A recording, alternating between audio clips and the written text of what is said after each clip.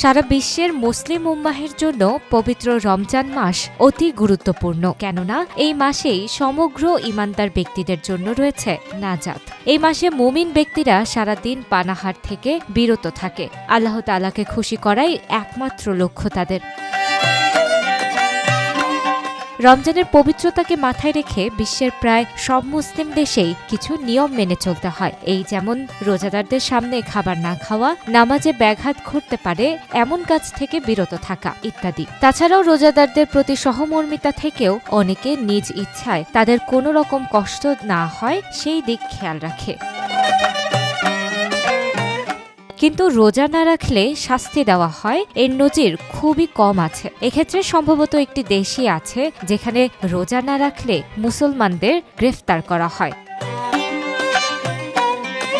দেশটির নাম নাইজেরিয়া। এখানে রোজা না রাখলেই গ্রেফতার করা হয়। বছরখানেক আগে এমনই এক ঘটনা ঘটে যায় নাইজেরিয়ার উত্তরাঞ্চলীয় কানো প্রদেশে।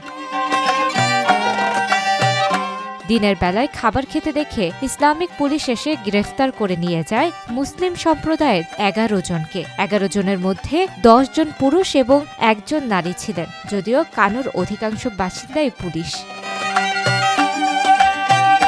নাইজেরিয়া ধর্মনিরপেক্ষ রাষ্ট্র হলেও এখানকার 12 প্রদেশে শরিয়া আইন চালু হয়। এই প্রদেশে মোট জনসংখ্যার মধ্যে মুসলিম সম্প্রদায়ের লোকই সংখ্যাগরিষ্ঠ। মুসলিম সংখ্যাগরিষ্ঠ এসব প্রদেশের মধ্যে একটি হলো কানো। আর এখানকার ইসলামিক পুলিশ হিজবা নামে পরিচিত এবং প্রতি বছর রমজান মাসে তারা খাবারের দোকান এবং বাজারে তল্লাশি চালিয়ে থাকে।